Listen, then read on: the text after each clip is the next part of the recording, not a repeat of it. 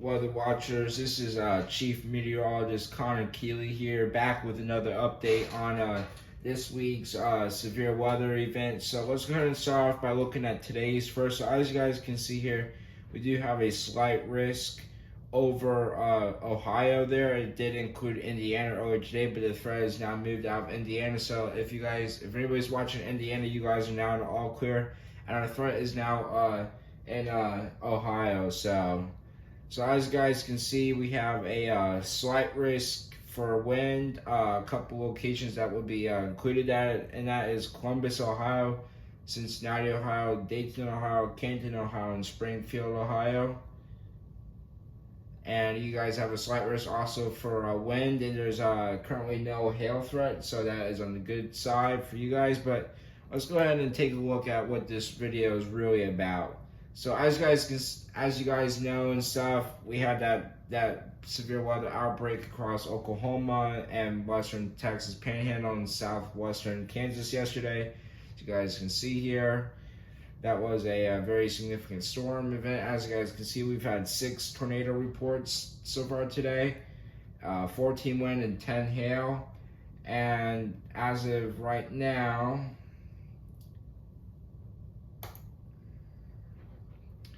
we have 10 tornado reports from yesterday, 176 wind and 15 significant and 19 hail reports from yesterday. And as you guys probably heard, we did have a significant tornado that did go through Norman, Oklahoma late last night, and that that was rated EF2 as of right now. So stay tuned for more updates about that.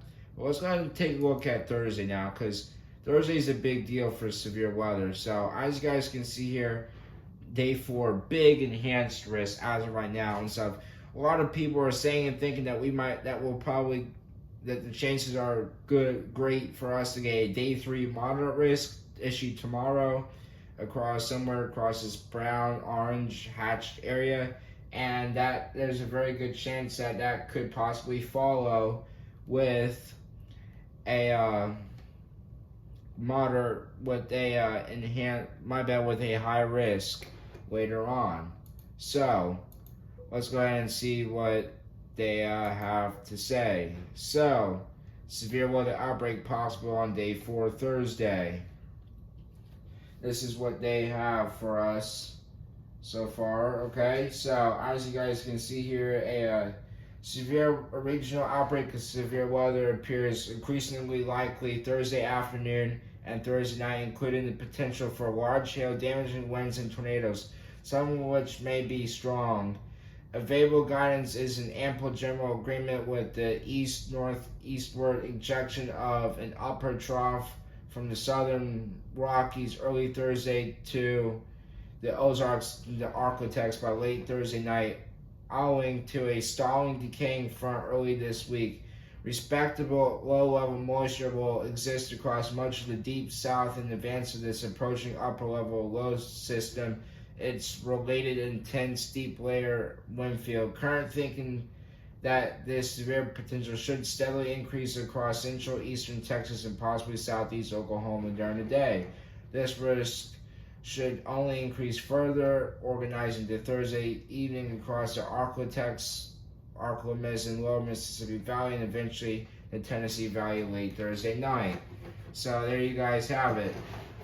Potential severe weather outbreak will be happening in this. I think we could possibly get a historic potential historic severe weather outbreak on Thursday. As if we do get a high risk, that would break the 3-year drought, so that is something definitely we want to keep an eye on. And as you guys can see, we moved to day 5 Friday, have a slight risk across much of the southeastern United States there. So let's go ahead and take a look at a couple of computer models now. So let's see here. Let's go ahead and take a look. It's too early to look at the HRRR, unfortunately, but let's go ahead and take a look at what we have. So we want to switch this to the GFS. Looks like we're in process of a new run coming out here, so stand by. Regional, southeastern United States. Dew points.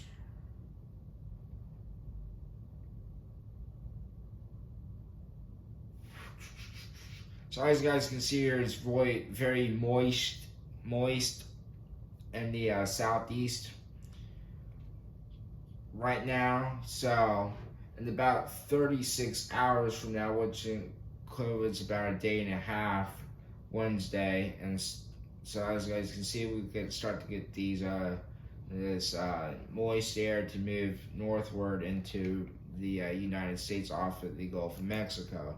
Let's go ahead and take a look at the 12Z though, being that you can't see no more than 36 hours out, and this event is more than 36 hours out. Okay, so we're about 72 hours out, I would say, from this event. So here we are about 10 o'clock. Okay, so here we are about 10 o'clock on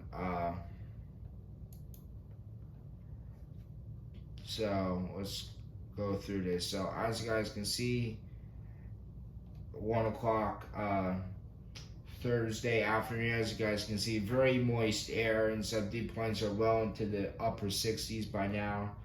Look about maybe 4ish o'clock. Now we're about dinner time, and as you guys can see, here comes our dry line back off to the west across Texas there, as this storm front will push eastward, and then cool air follows behind that. All right, so let's go ahead and now take a look at the shear. Look at the severe weather. Now we will let's look at the surface-based CAPE actually first. So for the surface-based CAPE, I now present to y'all. All right, so as you guys can see here, we'll get through. Here we are Thursday, lunchtime, above 2,000 already, and it looks like the CAPE will be a limiting factor as of right now in this event. This is the GFS, so we really have to wait until, let's actually look at the lift index, surface-based lift index. We really have to wait for the HRRR, though. When the HRRR comes out tomorrow, even about this time, probably by the time this video's getting uploaded that time tomorrow, the HRRR should start to show us an idea of what Thursday will look like. So, see here, Thursday now, about lunchtime now, about evening, got very strong lift. So we definitely do not have to worry about lift being a limiting factor for this event. All right, so let's see what the shear will be now. I heard that the shear is going to be present very strong again for this event, just like yesterday's outbreak was. So now we will go through into Thursday now, all right? Thursday evening, about 60 to 70 knot winds in the atmosphere and stuff. And that seems to be the name of the game. And then when these storms are developing back out here, they'll be in very rich environment. So shear is definitely not going to be missing well from this event, like how other events have turned out to be. So we look at the supercell composite. now, folks. And we have to wait here. All right, let's scroll down. That way we can see. All right, so get the rest of today, tomorrow, and to Thursday now. Already at about 14, I think. Yep, 14 across Louisiana there. And it looks like the supercell composite will be a limiting factor as of right now as well.